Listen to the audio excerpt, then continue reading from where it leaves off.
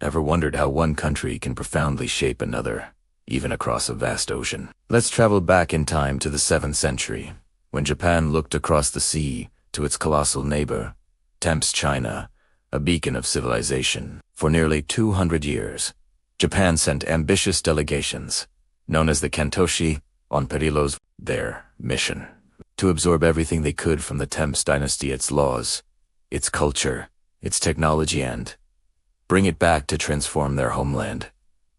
These weren't just diplomatic visits, they were a lifeline for a nation eager to find its place in the world. The Kentoshi became the primary, most direct bridge for a massive transfer of knowledge, sparking changes that would echo through Japanese history for centuries. So, what exactly did these envoys bring back that was so revolutionary? First and foremost, they brought back the blueprint for a modern state. At the time, Japan was a collection of powerful clans. To unify the country and centralize power under the emperor, they needed a system. The Kentoshi returned with Tang's law codes, which became the direct inspiration for Japan's own To code, enacted in 701.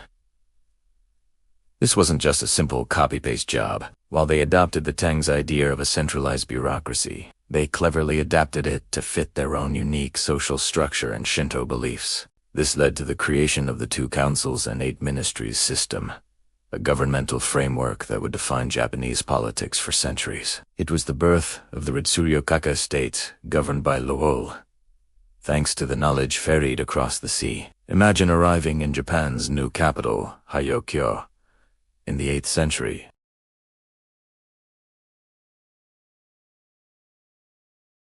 That's because Hyokyo, which we now know as Nara, was designed as a miniature version of Kentoshi. The Kentoshi brought back not just laws, but architectural and urban planning concepts. They implemented the same strict, grid-like street layout that made Chang'an one of the most organized and impressive cities in the world.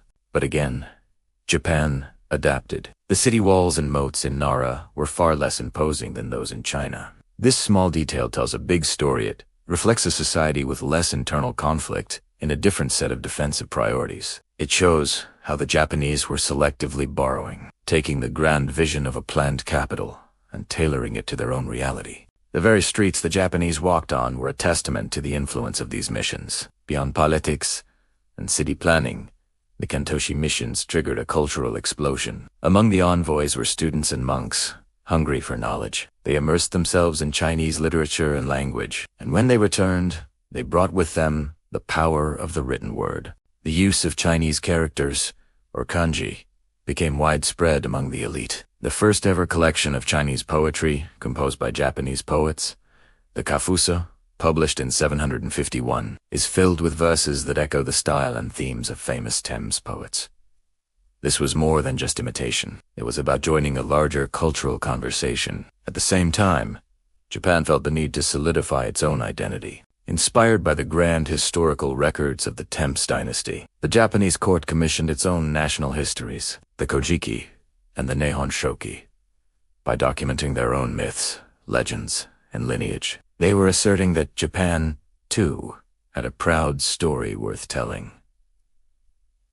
The influence didn't stop at culture. It drove economic and technological progress as well. The Kentoshi observed Tang's advanced agricultural methods and infrastructure, and they brought these innovations back home. The popularization of iron farming tools and sophisticated irrigation techniques helped increase crop yields and support a growing population. For the first time, Japan began to embrace a money-based economy. The Wado Kaikin coin, first minted in 708, was directly modeled on the Tang's Kaiwan Tongbao currency. This standardized the way goods were exchanged and laid the groundwork for a more complex economy. To connect their newly centralized state, they also created a network of relay stations, or shukuiki, across the country. This system, inspired by the Tang's vast transportation network, allowed for faster communication and movement of goods, knitting the nation together more tightly than ever before. Of course, none of this would have been possible without the incredible individuals who made up these missions. These weren't just abstract exchanges. They were carried out by real people who risked their lives on treacherous sea voyages. Storms were common,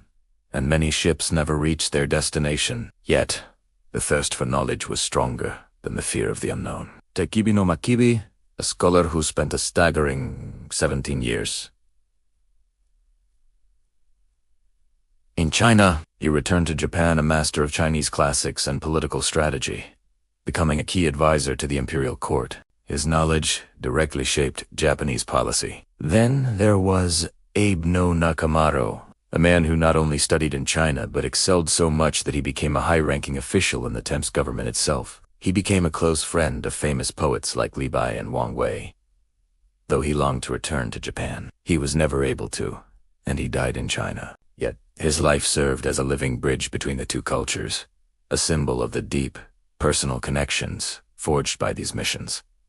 In essence, the Kentoshi were more than just envoys. They were the architects of a new Japan. They acted as a civilizational conveyor belt, tirelessly carrying the seeds of Tang, political thought, art, and technology across the sea. These seeds were then planted in Japanese soil, where they were carefully cultivated, adapted, and grown into something uniquely Japanese. The Nara period was a crucible of change, and the heat that forged this new era was fueled by the knowledge brought back by these brave travelers. The legacy of the Kentoshi is a powerful reminder of how cultural exchange can transform a nation, shaping its government, its cities, its art, and its very identity. Thank you so much for watching. If you found this journey into the past as fascinating as I did, don't forget to like, subscribe, and hit that notification bell so you don't miss our next video. See you next time.